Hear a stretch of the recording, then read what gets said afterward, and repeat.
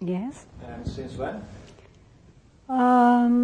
Basically for the last 40 years. And what's the reason you became vegetarian?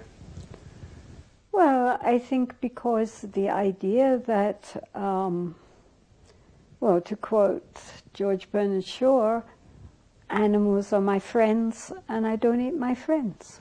Mm. And that's basically it. Well, you know, I mean, just as I wouldn't particularly like someone to kill and eat me, I don't think any being wants to be slaughtered and killed and eaten. Mm-hmm. And especially considering the manner in which animals are killed in this day and age, the terror and trauma that they go through in the process. How can we sit down and eat them? Yeah. Yeah. And of course in Tibetan Buddhism we are taught that all beings have been our mothers.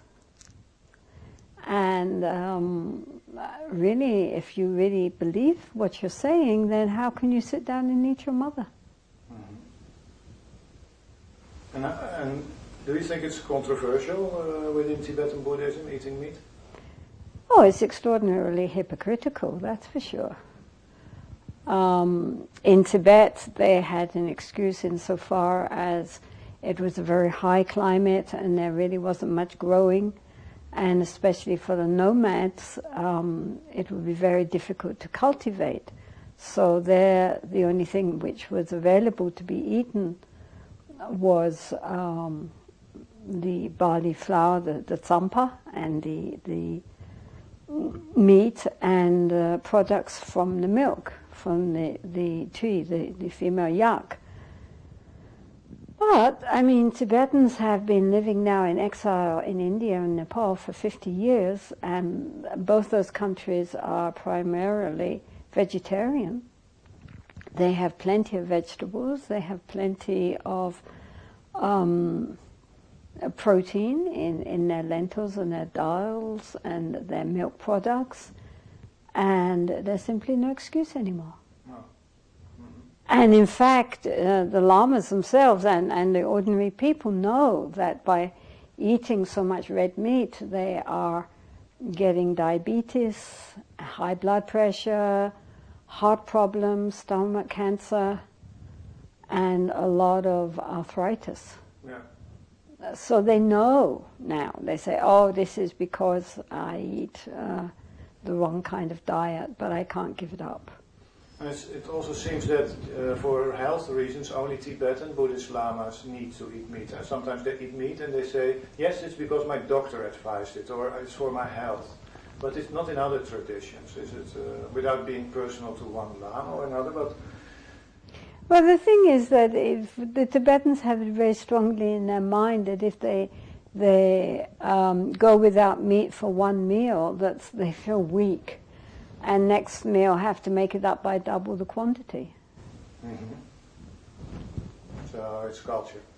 It's culture, but it's naughty also because they say, oh well, you know, we were brought up eating meat. Now, first of all, this doesn't necessarily have to be true because most of the Tibetans in India and Nepal were brought up in India, not in Tibet.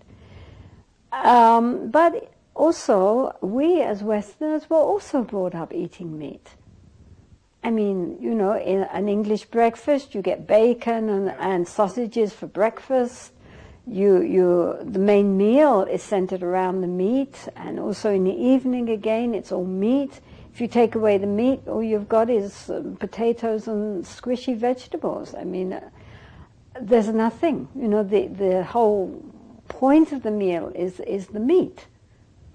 So it's not that we were brought up as vegetarians either, but as soon as we realize that what we are eating is actually was a living being who wanted its life and didn't want to be killed and was probably reared in the most ghastly of conditions before dying a very painful and traumatic death, how can one subscribe to that?